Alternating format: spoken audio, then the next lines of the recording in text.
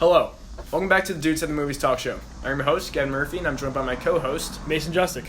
Today we're continuing our road to TENET by watching and reviewing all of the Dark Knight trilogy. We'll be covering Batman Begins in 2005, The Dark Knight in 2008, and The Dark Knight Rises in 2012. So without further ado, let's get right into it.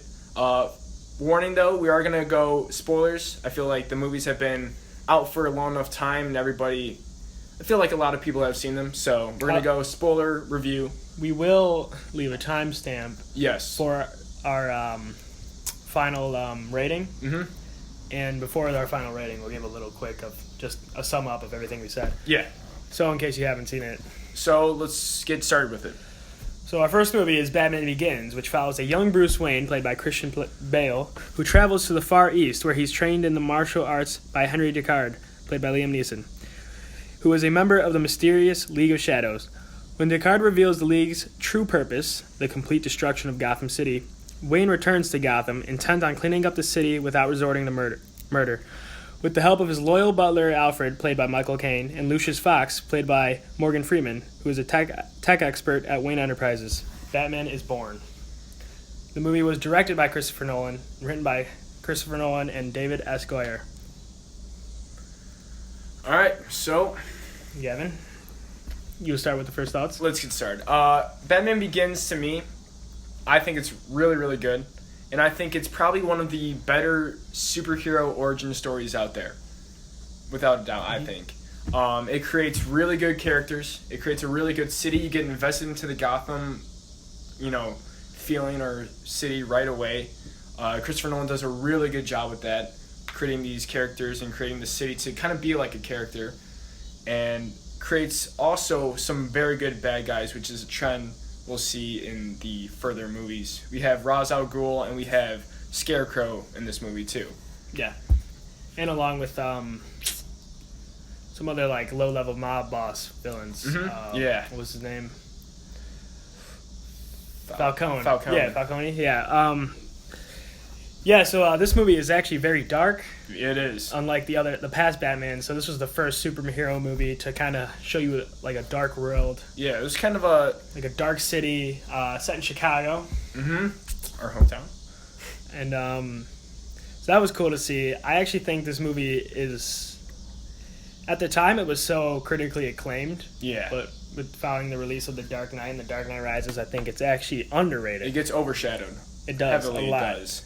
And it's kind of, to me, I feel like Batman Begins was a huge precursor, a huge start off for the superhero genre, because you can see later once Marvel starts with Iron Man, mm-hmm. you can see they kind of copy off the tones with the origin, how they go for a different vibe than how they usually were portrayed, kind of silliness or more fun, I guess. I think the Spider-Man movies, how both of them released before this, along with a little bit of X-Men, kind of gave a fresh start to superhero movies. Yes. But I think this movie kind of changed it for mm-hmm. for the better. I mean, this is such the impact it had everywhere for the rest of the movies and superhero in general. Yeah, I think is amazing. And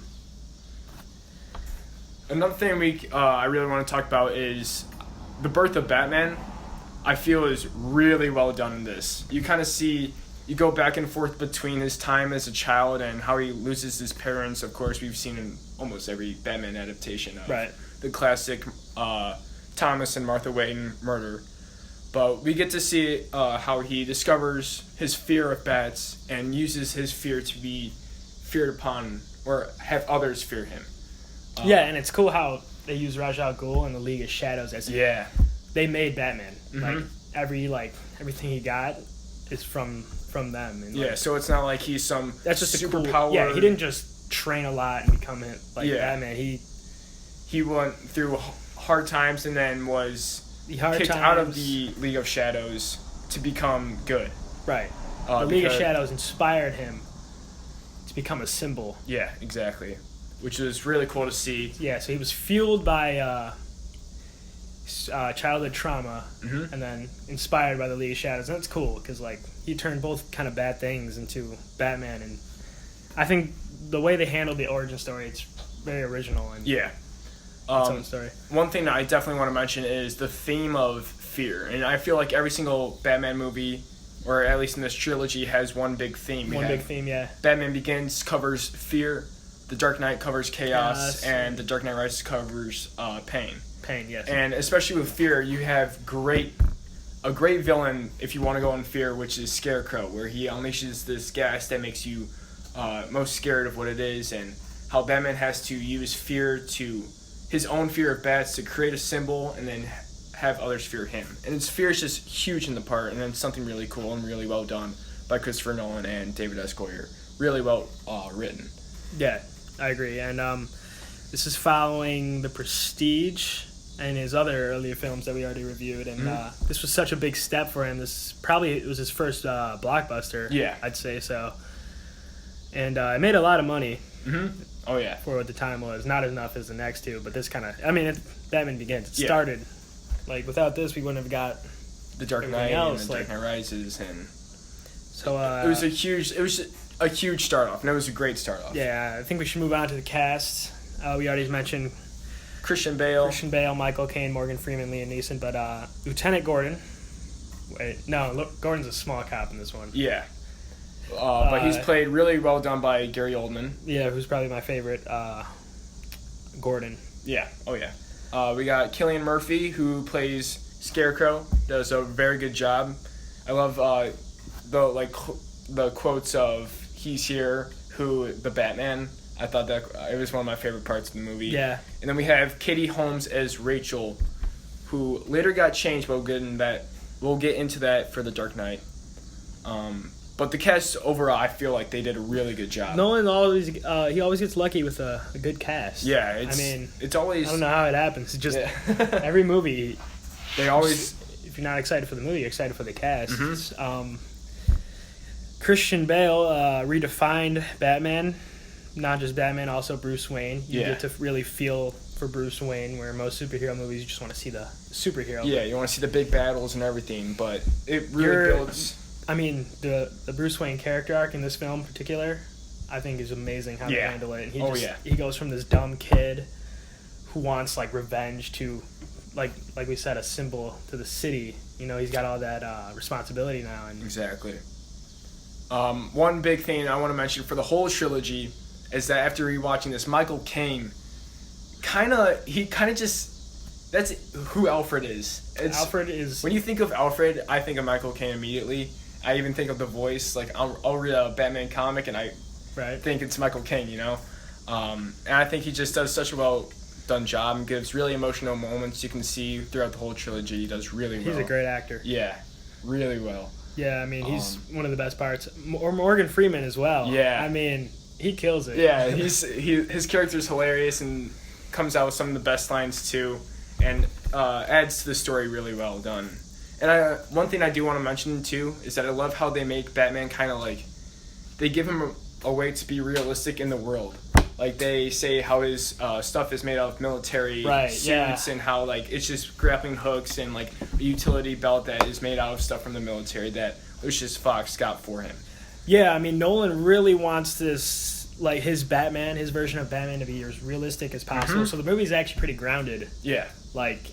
It's kind of like it could actually happen in two. There's one great chase scene that, towards the end of the at the third act, beginning of the third act, and that's like the most like action you get. Yeah. Like as far as like a big scale, and he keeps it really realistic, going down the highway. Yeah. And like the race against time. But yeah, I know what you mean. Yeah. It works really well. He knows how to like get the good action without making it unrealistic. Mm-hmm. So I feel like we covered enough on the good parts. We have some minor nags. I feel like I do. What is it? My big thing is that Katie Holmes, who plays Rachel for Batman Begins, I can see why they recasted her. I know that's a lot of people's big thing was like Katie Holmes they weren't really a fan of. Mm-hmm. I'm glad they went with Maggie Gyllenhaal in the end, but both are still good actresses. I mean, yeah, I see what you mean, but yeah, I don't think she was terrible. She wasn't terrible. It's not like ruined the movie. It was just something like it feels a little out of place, you know, or something. You think more of Maggie Gyllenhaal as Rachel. You don't think of Katie Holmes. Another thing too was sometimes the action. A lot of people say this, and I'm one of them to say is that the action kind of, Christopher Nolan kind of makes it cutty or choppy a little bit. With that in Dark Knight, I know in The Dark Knight Rises he goes for a lot more longer takes to be a lot more cleaner, but in Batman Begins it's really choppy sometimes when he goes one-on-one with the fight action scenes. But I feel like those are my only negs. I don't know if you have any. I really love this movie. It's one of my favorite superhero movies, and one of my favorite movies. I think it just kills it in every aspect. But this is like kind of a huge nitpick, I guess. But the his suit with the no mobility with his neck, I think that was very outdated and it kind of looks goofy. Yeah. That's why they changed it. Because I realized that it looked weird. Yeah, I guess that's like really it. I could definitely tell. I see what you mean with the fights. Yeah. Like, I mean, that's kind of how it stays, though. Yeah. For most of the part, I know in Dark Knight, it gets better as it goes on, but it was just something small to nag on. But other than that, I feel like that's really it on the negatives. I feel like we covered everything that we needed to. So Mason, your score? Well, forgot what our scale was.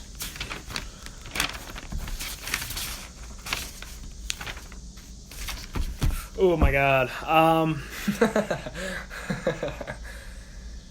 I'm stuck between two. You can go first. Because I don't know what I'm going to give you. I think you've kind of... I didn't go into this review really knowing... I feel like... Because I feel the more we talked about it, the more I started kind of like appreciating it a lot more. Yeah. So I don't know...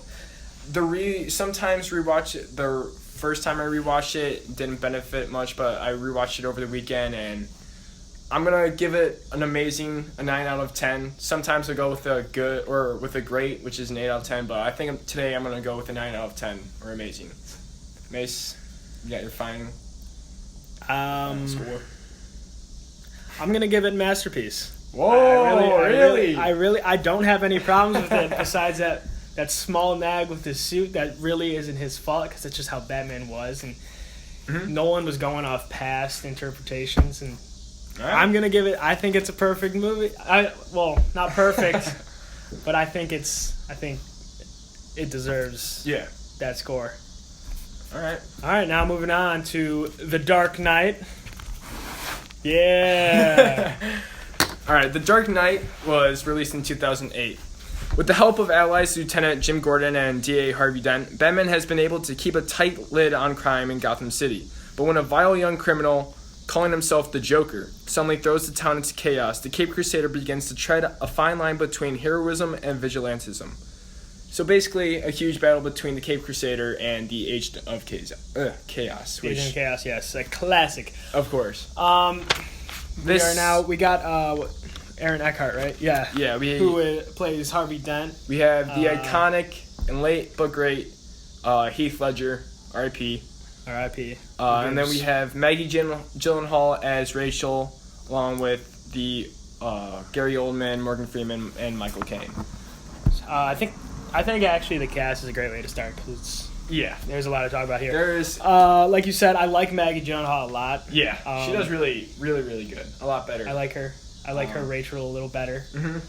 But Aaron Eckhart gives a great performance. Really, I don't think it's talked about enough. It's really, I feel like maybe I just enjoyed him a lot as Harvey Dent, especially in the beginnings, like the first half of the movie. Because you really get to see like his good side, like the good side of the coin, and then towards the end you see his like he does a great job portraying the fall into madness, becoming Harvey Two-Face, and once he loses Rachel, you can see everything that happens to him gets to him. And then we got Heath Ledger, which is probably the best part about this movie. And, gives a much deserving Oscar-winning performance. This is probably one of my favorite performances of all time. I agree. Heath Ledger as Joker. I mean, I think a lot of people would agree with that. Yeah, it's absolutely iconic. He is Joker. His acting was it's just different. I mean, it's insane to believe how he got doubted when he got cast as a Joker. Everyone was hating on him. A lot of people are going to get doubted. I mean, everyone gets doubted for their roles. Exactly. But Heath Ledger, he's just absolutely amazing. His method acting, all the stories about how he locked himself in a room and forced himself to like talk with his voice until he gets it done right, and to see how like some scenes where him and Batman are squaring up, he had Christian Bale actually punch him and hit him and Right. slam him down on the tables. And it's just brilliant acting. It's insane. One of my favorite performances. Everybody loves it. It's so good. Probably one of the best, I think the best villain of all time. At least in a superhero movie, for sure. For a live-action superhero movie? Yeah. I agree. It's really well done. The Dark Knight wouldn't be the same without Joker or Heath Ledger as Joker. Right. But there is more to this movie that we definitely have to get to, and it's just, I think, incredible. Well, obviously. But It's, yeah. let's start with the story. This story has a lot of noir elements, which people say it's the first post 9/11 noir. Yeah. And it handles that with Batman walking the line, Between good and bad. good and bad a little bit.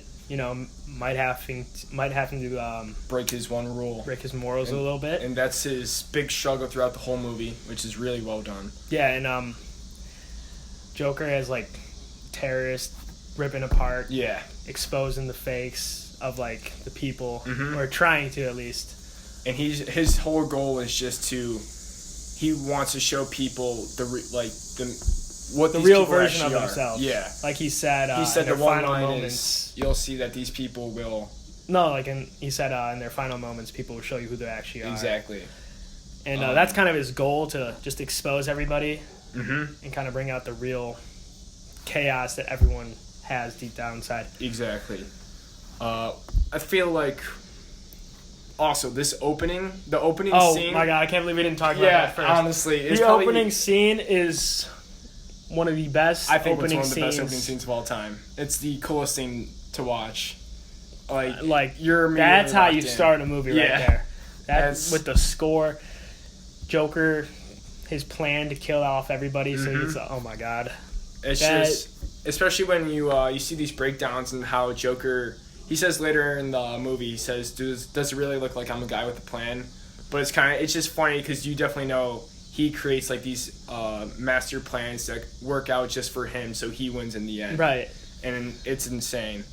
And another thing you mentioned was his score. When I can't believe we didn't mention Batman Begins. I know. Hans Zimmer's score for the whole trilogy. That was his first time With Nolan. matching up with Nolan. And And most of the score kind of stays the same. It changes a little bit. yeah, But I'm just going to say it right now, each score for each movie, is incredible. incredible. It's just makes it even more of a masterpiece because Hans Zimmer is just so good. I'm trying to think, what else do we have to say on the good? I mean, everything about this movie is good. You see there's some great humor scenes. The action has gotten better, or it got better. You could definitely see between Batman at the end and Batman on like the car chases. The car chase, which we have to talk about how practical it was. Oh, and how yeah. no one created that. What was the scale? I forgot. Well, he built miniatures. Yeah. And he built a small Lower Wacker Drive, downtown Chicago.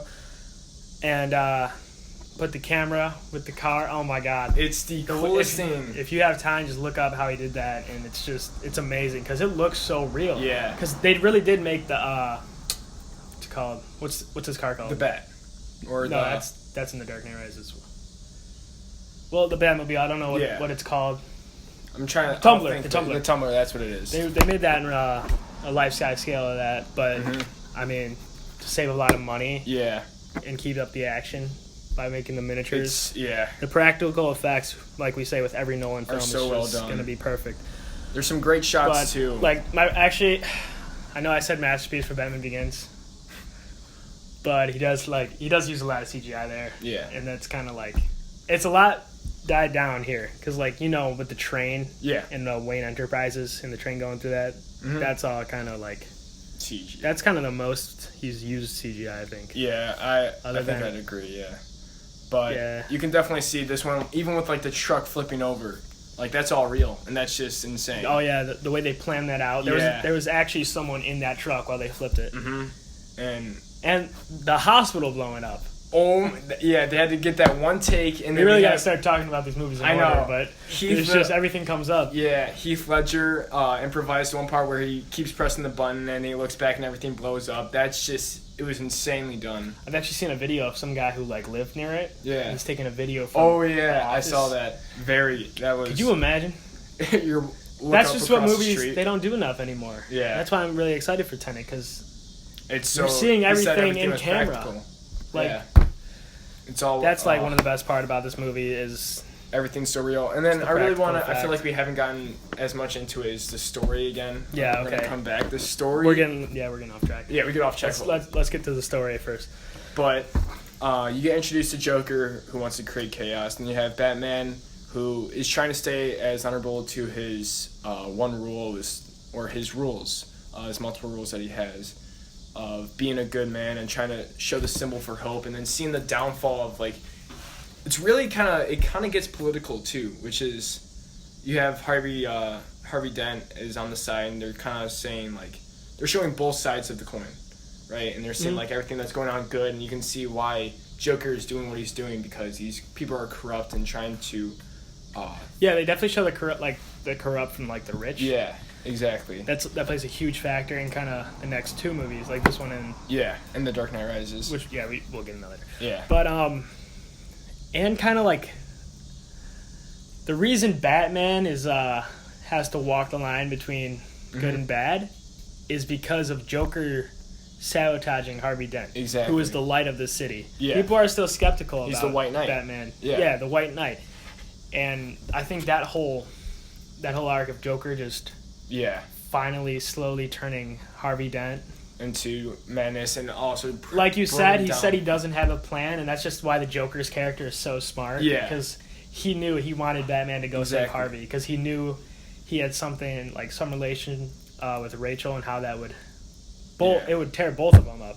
Mm-hmm. And then we get to the end where we get the two boats, one filled with these innocent people, these normal, like, you have kids and families, and the other boat filled with prisoners. And the Joker's just trying to manipulate each other to think, like, oh, let's see who these people really are, what they're going to show. In a tense race against time again, with Batman trying to make his way through. Yeah. Very cool. I like when he convinces Lucius Fox, which I guess kind of... No, never mind.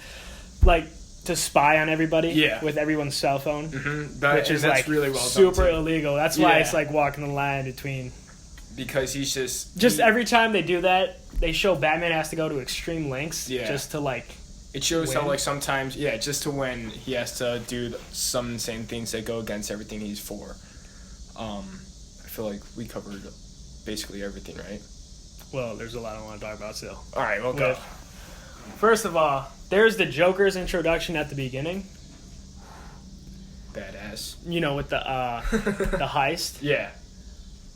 And then we cut to Batman's introduction. Yeah. Every time he shows Batman in, like, every, like, first appearance of Batman in every movie, just amazing. It's insane. I mean, this time you see Batman, he's like year 2 now, right? Yeah. He's year 2, and he's much more experienced. So he's getting shit done. You know, he's fighting Scarecrow again. Yeah, exactly. And he's... Which is cool how they connect the movies like that, because Scarecrow does not play a big role at all, but like he stays into the whole trilogy. Actually. Yeah. But just like their introductions, like the first 2 scenes with the heist and Batman, it doesn't do much to the story. It's just a cool way to show who these two introduce it. people that you're following are. But then I think this is the Joker's real introduction, is when he goes to talk with the mob. That is probably one of the coolest I scenes. think that one of the best scenes in the movie. Yeah.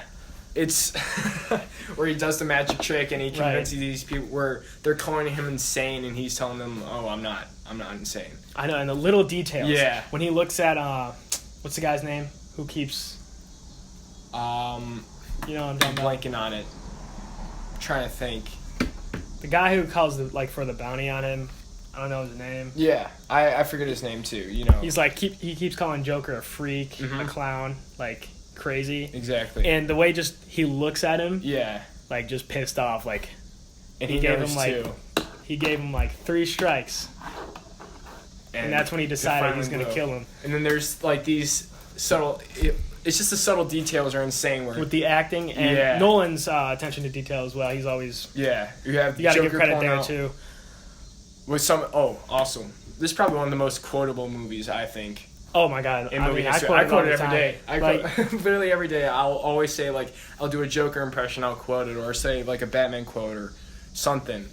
But back to the one scene we were saying is like you have subtle details like here's my card and it's the Joker poker card and I think it's so funny.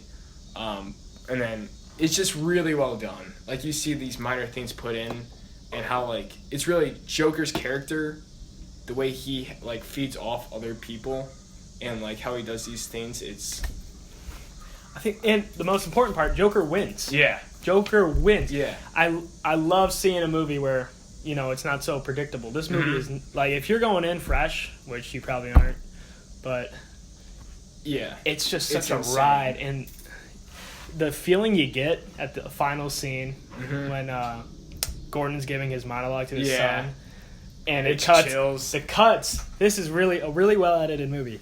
The cutting between Gordon talking to his son and Batman getting away. Yeah. Also cutting to the future. Yeah. Where he's giving a speech to everybody, breaking the symbol of the dead. I know. That's insane. Kind of like tearing down the legend. Yeah. Oh my! Like that's beautiful final scene, and it's just.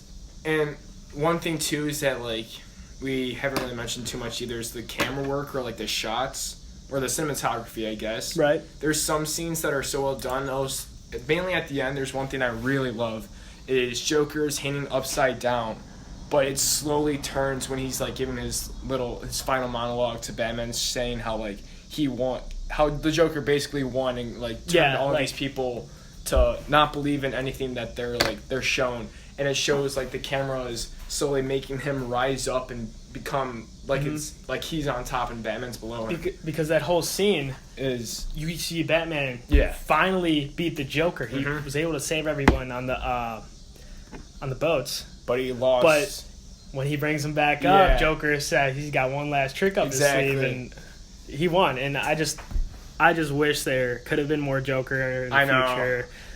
I just think this is one of the best written movies ever. And I know it's a superhero movie, but I think it's easily one of the best movies ever made, ever put together. It's easily one of the best movies of all time. It's one of my favorite movies of all time. I think it's got, like an 8.8 on IMDb or something like that. It's really high on that. Yeah. Much deserved. Cause it's just incredible. You can't get much better than this. This is, there's no flaws. I mean, this stands next to, like, Godfather. Yeah.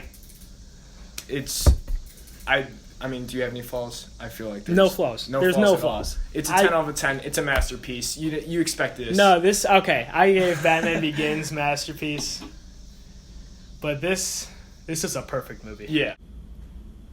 I'm gonna be moving my Batman Begins review down to an amazing, and The Dark Knight masterpiece perfect. All right. We might need a new rating scale. Yeah, we're definitely gonna change some things up. Because Yeah. Just forget about it. All right. Now we're moving on. Perfect, right? We're giving them a masterpiece. All right, 10 out of 10. All right, now moving on to our final movie, The Dark Knight Rises. Yeah. Okay. The Dark Knight Rises. It has been 8 years since Batman, in collusion with Commissioner Gordon, vanished into the night. Assuming responsibility for the death of Harvey Dent, Batman sacrificed everything for what he and Gordon hoped would be the greater good. However, the arrival of a cunning cat burglar and a merciless terrorist named Bane forced Batman out of exile into a battle he may not be able to win. It was directed by Christopher Nolan, obviously. Released in 2012, written by Jonathan Nolan and Christopher Nolan. Same cast, except we got Tom Hardy, Anne Hathaway, Joseph Gordon-Levitt, and Marianne Cotillard, who played Mal in Inception. And right off the bat, we got to say all four of the additional to the cast are amazing. I think they're so well done. Every single character is just really, really well done, of course, in every single Nolan movie. But even here, each time he even adds on characters, it never feels out of place. It always feels like it's a continuation of the story, which I like. Yeah. And it just flows right. I feel like everything flows right, especially with the cast. But I feel like we're just going to go start beginning of the movie, 10 of the movie. Okay. And beginning of the movie, Okay, I said that we agree that the Dark Knight Is probably iconic opening. So done very well. Yeah. This as opposed to story, it does the same thing. Yeah. With the exposition. With revealing. But I think this is Nolan's best opening scene he's ever done. I'm not even going to debate about it because he used real planes. He crashed. He crashed two 747 or no? No, it was one. I feel like it's one normal plane. But still, it was only one plane. Yeah. The cinematography is incredible in the first scene alone. And a huge thing that we have to mention is that I think Christopher Nolan said he shot on IMAX for as much as possible as he could for the whole movie, which is why some of these like scenes are so like just breathtaking and they're so like displayed huge and gets everything. It's just really, really fascinating. And it's funny because when he was filming The Dark Knight, he was trying to do IMAX as well, but there were only 4 in the world at that time, and he destroyed one of them. Yeah. But, so that's when Joker shot the RPG. Mm-hmm. That's kind of funny how like now he uses it everywhere. I saw behind the scenes of Tenet, just all IMAX. It's all everything's IMAX. But the opening scene. It's just the reveal of Bane is probably one of the most. I think Bane is probably one of the most badass characters there is. Me too. I mean, a lot of people may hate on like, say like, oh, his voice is like weird or different. I think it's gonna be. It's already iconic. Yeah. I think it'll be like classic. Exactly. Like, this whole trilogy is gonna be classic. Especially once it was released, everyone was like, "Oh, Bane's voice is weird." But once I watched it, I was like, "I don't like that. Problem. I don't know what you're talking about. It's insane, or insane isn't like good. It's really just it makes the character so much cooler." Yeah, and he his own Bane like. Mm-hmm. And it's not. Yeah, it's not like a jacked up. You know, he's 7 foot tall. He's ripped like how he is in the comics. Is realistic, like he's been going. Exactly. And then we go to Bruce Wayne, who's been trapping in his house for 8 years. Yeah. I love that they're doing like an older Batman. It kind of feels like the Dark Knight Returns. It's heavily inspired by Dark Knight Returns and Nightfall, which is you can clearly see. But the like old Bruce Wayne, kind of who he doesn't leave his house anymore. He's you never like, hear from he him. lives like a recluse, and everyone's like he's starting to become like kind of like Bruce Wayne himself is becoming a legend like Batman. Mm-hmm. And it's actually 8 years, celebrating the 8-year anniversary of Harvey Dent's death, and you get the speech by Gordon when he's about to reveal who like the truth, but then you see him kind of put it away because he's not ready. Yeah, but it does really well. You get introduced to Anne Hathaway's Catwoman. Very good scene. I think she does incredible. I think she does the a good whole job. time. She's definitely really well done with the action and gives like a really like. There's one performance mainly where she's at the bar and like she switches from like a badass like Catwoman to and then she starts crying acting like she yeah. I mean she does a great job in this. Christian Bale, of course, and then Joseph Gordon-Levitt as I'm gonna call him Robin. Okay. His version, or Christopher Nolan's version of Robin, because that's his actual name. He does really good as he kind of knows that. Bruce love Wayne's Joseph Gordon-Levitt. Joseph Gordon-Levitt. I love him. I love him, but in this movie, I can see where. Yeah. It's not like he's not giving an emotional performance. It's kind of just. No, I think he's a great actor. And I love every time seeing him is always fun. I know. But, I get what you mean though. Yeah, I mean, there's problems we'll dive in later, but I want to keep talking about the story. Batman's all kind of like beat up, not like beat up, like he's broken. Like, he's broken because mentally, at least. And then the fatigue of being Batman is kind of like returning to him. No, but just from the earlier years, years, it's starting to. I want to get back into the story a little bit. Okay. And with Batman, who's like I said, he's an older Batman. Mm-hmm. The years of earlier Batman has wore on his body, and you see him he has to walk with a cane. Yeah. He's his body's, seen better days. Mm-hmm. Mentally, he's not. People think he's gone insane, which is kind of a fair. Description of him. Not really in the movie, but it's fair to think that. Yeah. he, like I said, he lives like a recluse, stays inside all day. No one's seen him in 8 years, and then he finally comes out. So it's like he's like rising out of that again. Yeah. Just Nolan's. I know this is like about pain. Yeah. But it's also about rise coming like the comeback, Mhm. and you see the rise. It's The whole rise all throughout thing, the movie. You can see it. You see can his point rise it to out. becoming Batman again, and then we'll get further Yeah, let's into get it back where here. So Bane starts out as they see him as a small time thug. yeah, and then he moves on to just some guy who robbed Bane. Or when he hit the stock exchange, that's that was probably his big entrance into becoming I guess you would say, terrorist or trying to become more of a symbol for himself. But you could definitely see right. And when he hits the stock exchange, yeah.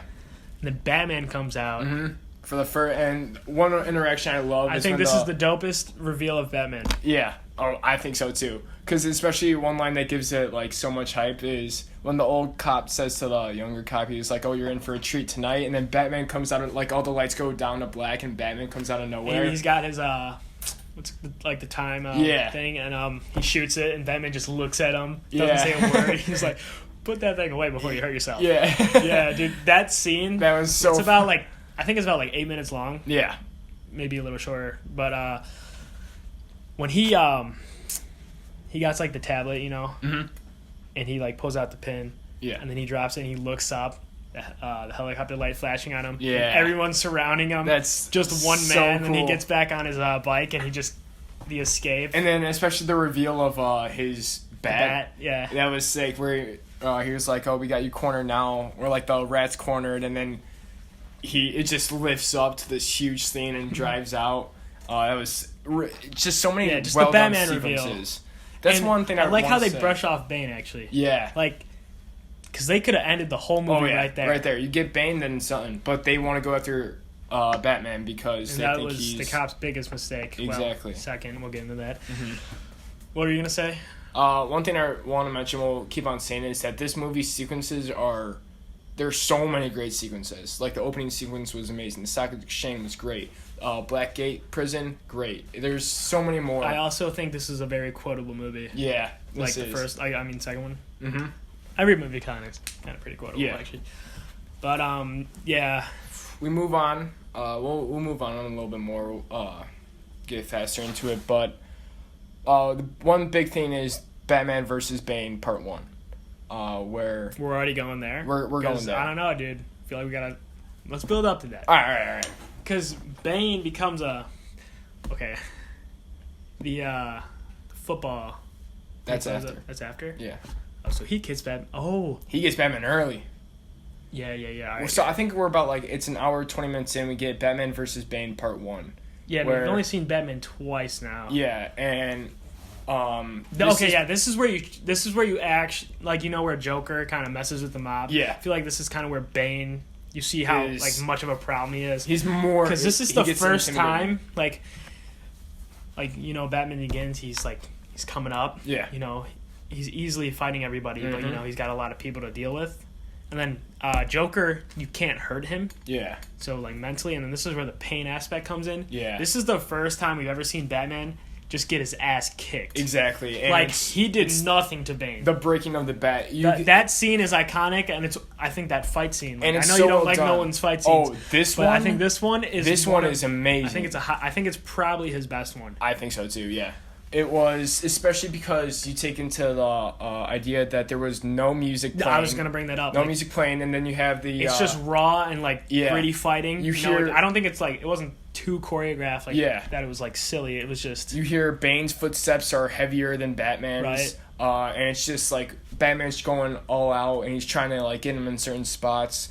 And kind of switched the soldiers watching Exactly. from their point of view. Yeah. And then Selena Kyle's Exactly. Catwoman. And then it goes down. When you go down, he falls down. Batman tries to use the idea of dark, or he tries to use his own thing of darkness. He cuts the lights out, and then you get the iconic speech. Yeah. You think darkness So is your badass. ally. Bane is so badass. Bane actually competes with the Joker. I just think think so. the writing for the Joker was better. Yeah. than here because I think this movie has a lot of writing issues. Yeah, it But does. when we talk about our bad, I mean, I guess we're kind of going through the movie. Yeah. Because this is probably like Nolan's like epic. Yeah. Like it is. Without a doubt. like I The think Dark so. Knight. It's a lot more bigger scale. Huge scale. Mm-hmm. Long. It's his longest one at Yeah. 2 hours and 40 minutes. Maybe a little longer. Yeah. And there's just so much going on, and that's kind of why all the problems stir up. Mm-hmm. But yeah, we're gonna do that. Yeah. So Bane gives a speech, and we learn how he was part of the League of Shadows, and how we get little foreshadowing into the child that escaped the pit. We'll get into later, but then we finally see Bane breaks the bat. Before we get that, his little he reveals. Well, first of all, he knows Batman is Bruce Wayne. Yeah. Like when they first started fighting, Mm-hmm. and then when he reveals that he's stolen all his armory, Yeah. he's like, "Then I will break you." And then he like drops it. He hits the C4. Yeah.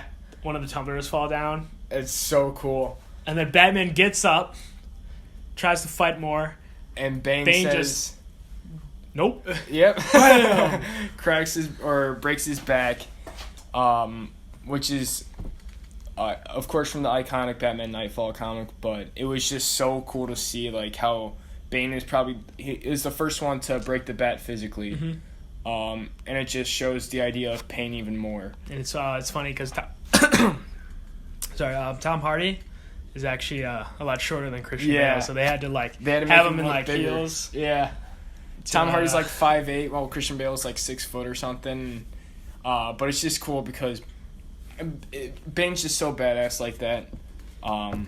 When he finally breaks him, it was probably one of my favorite highlights of the movie for sure. I think it might be my favorite scene after the opening. Yeah. Then we get into, we're gonna go faster a little bit. Bane. He starts to break down Gotham. Would you say? Yeah. The iconic football. The football with stadium all the is Pittsburgh players. Exactly. Cool. They built another layer of land, like of field, so they can actually blow up the field, and I think that's sick. It's so cool. I mean, they digitally enhance it to make like the hole. Yeah. But like the way, I mean, he actually blew up that field, and he had. I know. Who was running? Do you know the player? Hines Ward. That's what it was. It was Hines Ward was running. He was running while everything's blowing up. And That all the was all players, real. That was just. It was so cool. Dude, all right, this movie is filled with great scenes, great set pieces, Yeah. and I think that's a huge highlight. The practical effect Exactly. is probably one of like.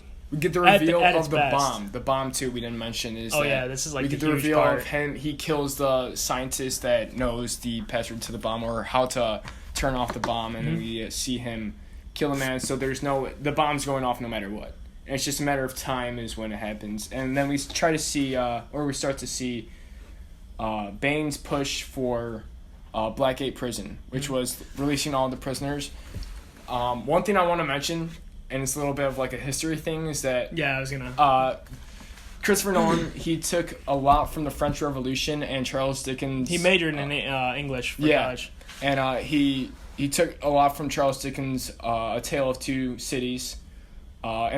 It's really funny because just this previous year I learned a lot about like the French Revolution in our history class, and then our big thing was rewatch the Dark Knight Rises just to see like Bane as this leader creating these two sides of this cities to go against each other. Right, And the poor. the poor and the rich and Just taking down the middle. I mean, the rich. The poor taking down the rich. yeah, And seeing kind of like and overthrown. everyone's for themselves. Yeah. And he established his own kind of court system. I think that's a cool aspect. I love that he kind of. Yeah, it's This is really kind of like allegorical. yeah, I just love how like it's done. How like Bane becomes a symbol of a character and like what he's moving, his movement basically gets out there, and it's something really cool on like the history side of me to say like, oh, French Revolution is a huge inspiration for this stuff. And Bane had this plan. I mean, he had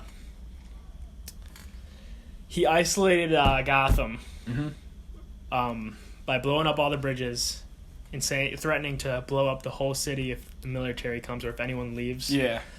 And he was able to hit the stock exchange early. And then just his whole plan I think was genius, and I think he might be the strongest character. I think so. Well, maybe not, but like just his plan, like everything.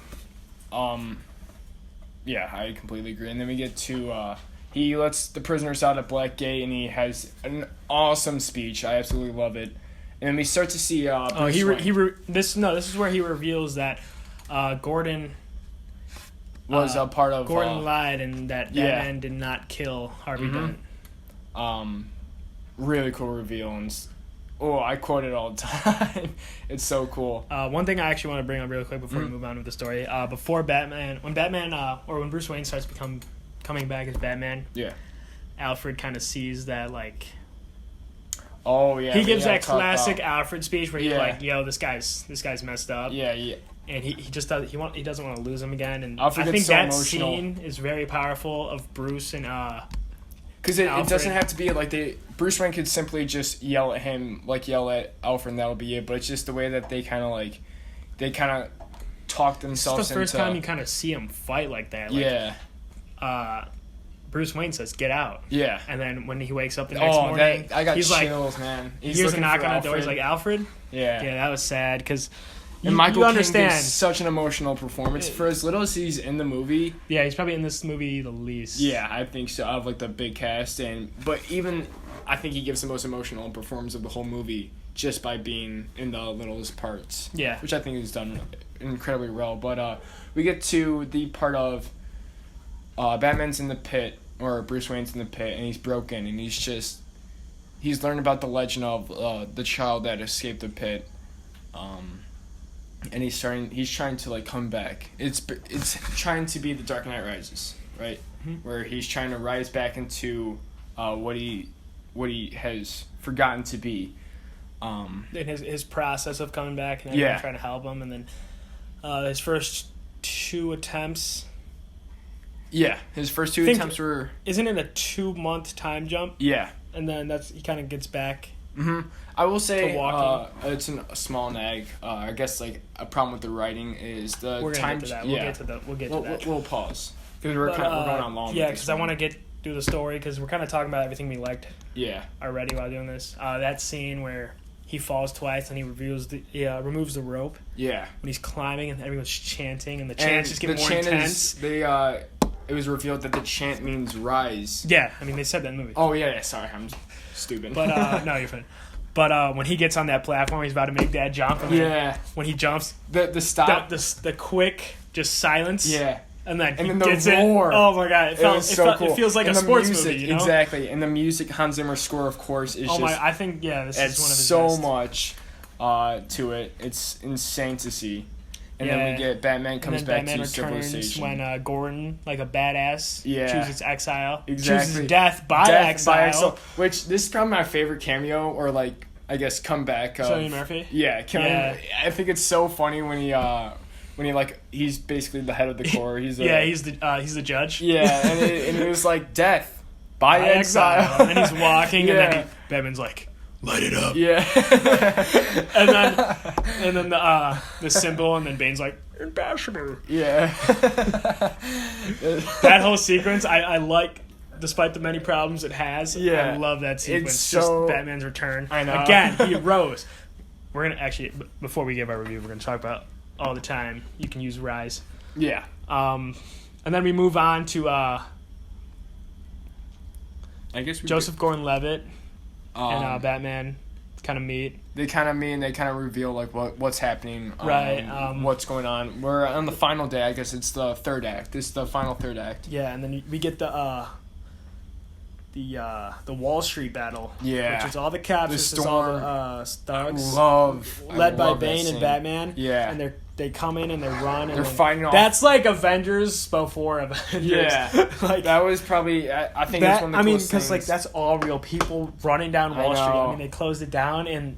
That's just such a dope scene. I know. And like the snow falling. I love the aesthetic. One thing I love is that like how the fact that this battle takes place in daytime because Batman. Usually you see Batman at like you see him in dark, and especially because Bane revealed that. But he's rising into the light. Exactly, and Bane reveals earlier in their first fight that he wasn't revealed to the light until he was a man, and how like light's kind of his weakness. I never knew that. Yeah, and that's why Batman chooses day because it's really cool. I know. I love. Small thing, I love Bane's costume.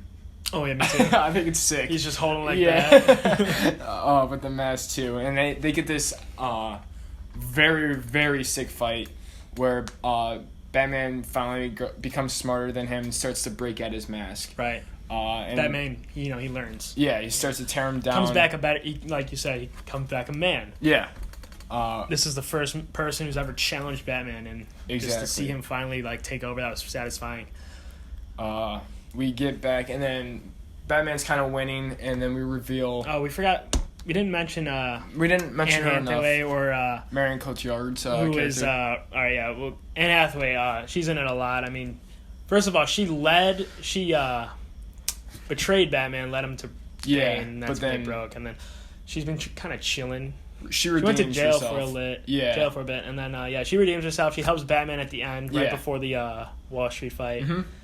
She's like, Batman's like, you can go. Like Yeah. Like the deal is like she helps and then she can leave, Mm-hmm. and then she comes back to rescue Batman. Yeah, that was very cool. And then Marion Cotillard, who was revealed to be Ra's al Ghul's daughter. Yeah, that was and actually the child that escaped the pit. That was cool. I like the reveal. Yeah, that was cool. I mean, she also betrays Batman.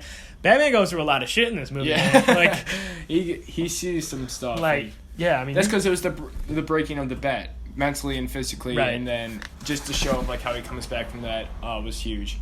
But we get to how Marion Cotillard's character betrays Batman, and then we get right. She stabs Batman, and she has the bomb, or she has the detonator to the bomb. Right. So Bane's dead.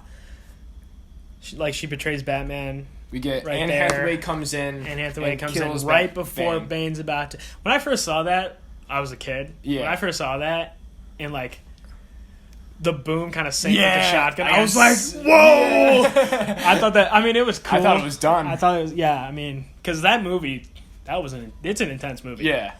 Because like, you don't know on the what's edge going of to your happen. seat. But we get to Bane dies to Anne Hathaway's Catwoman. yeah. With the motorcycle. We get a good exchange, and then we kind of get the fight between Ra's al Ghul's daughter. Oh, it was the chase with the. You got to bring bat. up Gordon. Yeah. Gordon did a lot right here when he's switching off, like he's trying to find the bomb. Mm-hmm. That's also intense, and he finally finds it, and he gets and then control they of the get shotgun, it off and he before. crashes it. Yeah, that was sick. sick.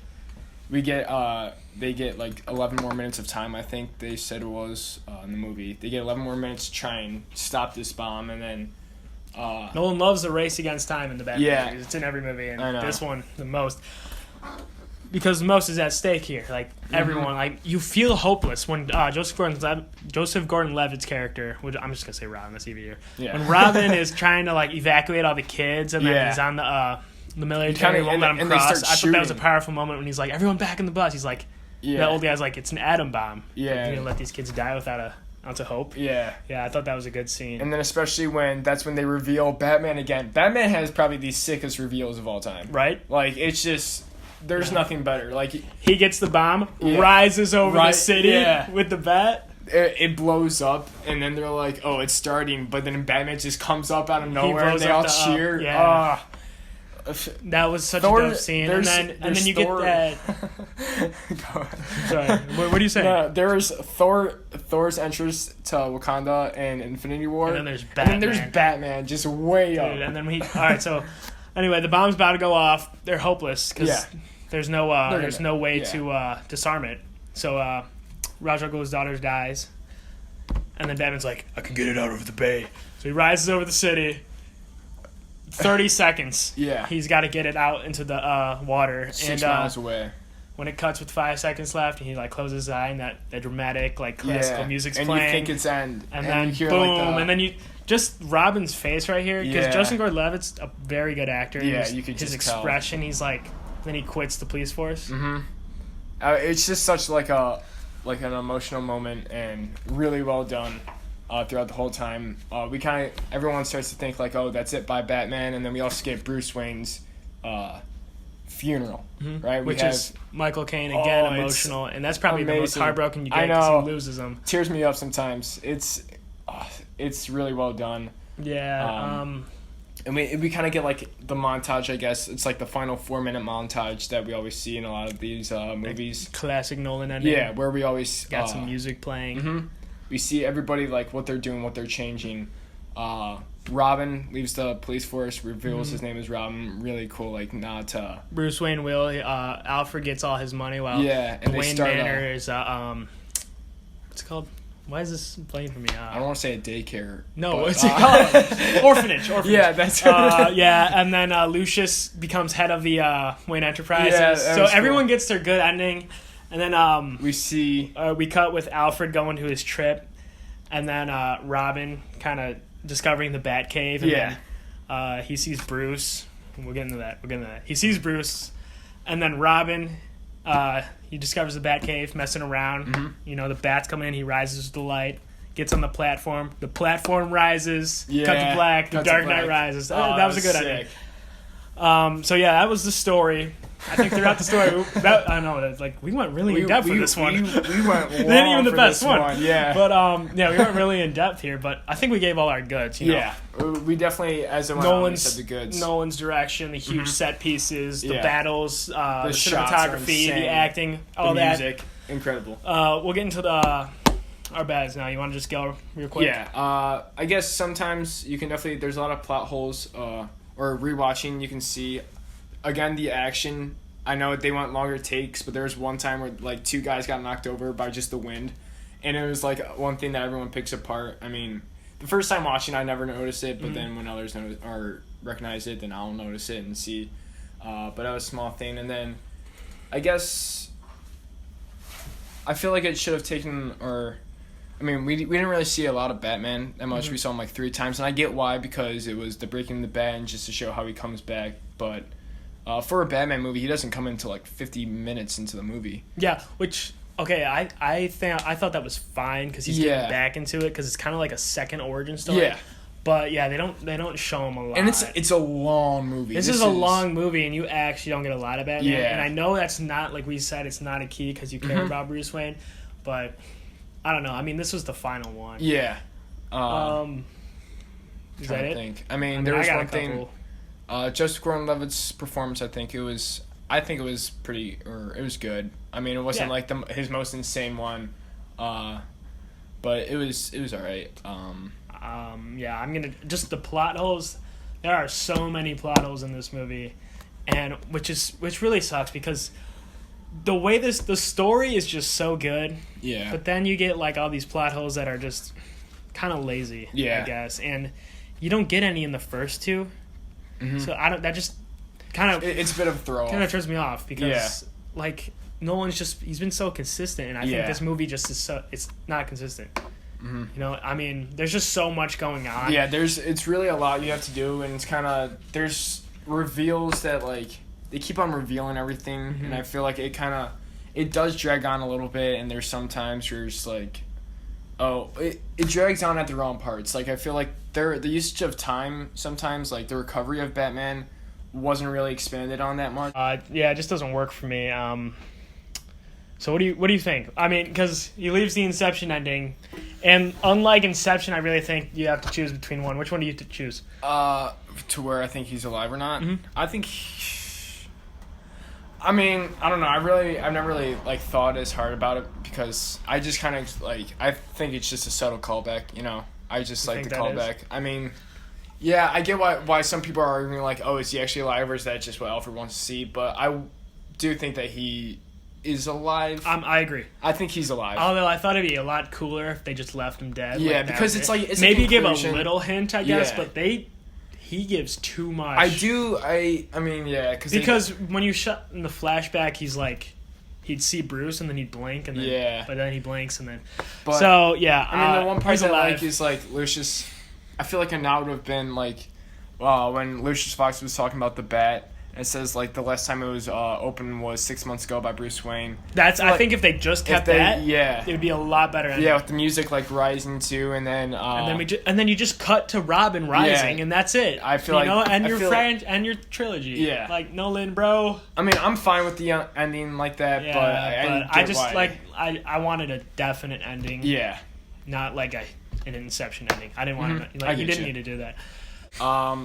but I feel like we've spoken enough about The Dark Knight Rises to finally give our scores. Yeah, we went a little way bit over too the- much. I'll go. Well, I think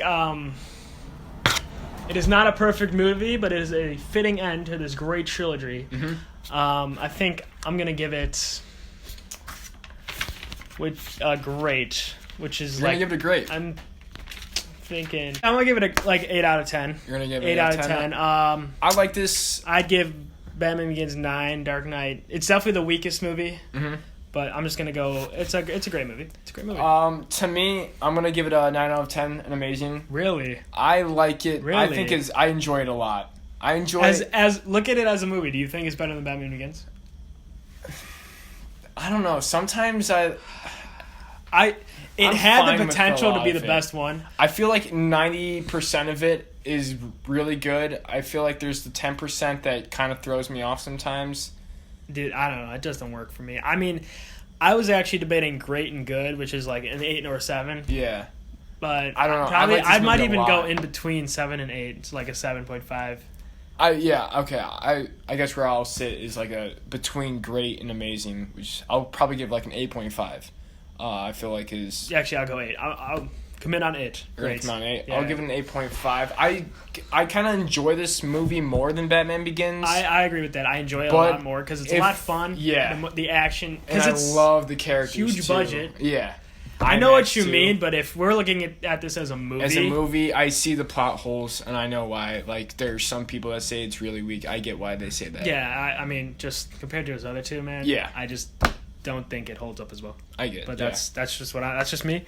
I think it's still worth the watch, and I think you should see all 3. And I think this is one of the greatest trilogies of all time. You think it's the greatest? I I think it's up there, I haven't seen. You and me both haven't seen the Lord of the Rings trilogy. which we will review. Yeah, and I know that's what That's everybody like highly says. It's that and the Batman trilogy is like those are the best trilogies of all time. I mean, as a trilogy, I it's think like a it's- story, like Yeah. the story it between continues each 3 really movies. good. Unlike kind of like The Godfather, which 1 and 2 are like Yeah, highly acclaimed. but then you got part 3. 3, like, which I don't think was actually awful, yeah, but it's not 1 and 2. yeah, I don't know. A lot of the third movies in these trilogies, man. Like if you the original Star Wars, yeah. like Return of the Jedi. It's obviously not better than A New Hope. I mean, anyway, we're getting off track. yeah. So that was our Dark Knight trilogy review. It's A whole extremely video. long, but Yeah. these are one of our favorite Movies of all time. We love like superhero movies, especially Batman. So Yeah. we were really passionate about reviewing these movies. We were Well- really excited and kind of waiting for it. Yeah, so we're gonna add the timestamps for sure. yeah, because we know this went way over the time we thought. Yeah. But yeah, so there you go. That Next, was we will be doing Interstellar and Dunkirk, which will be an interesting video. yeah, we're very divisive. Our thoughts on those movies, but I'm excited for that. We'll probably be up within the next couple of days. The next day, because we gotta get this out before TENET. we're Yes, that's it. seeing- Yeah, we'll have the TENET review. Will probably be out by Tuesday. So Right. I feel like that's a good send off. But All right. as of now, Thanks that's for it. watching. See ya.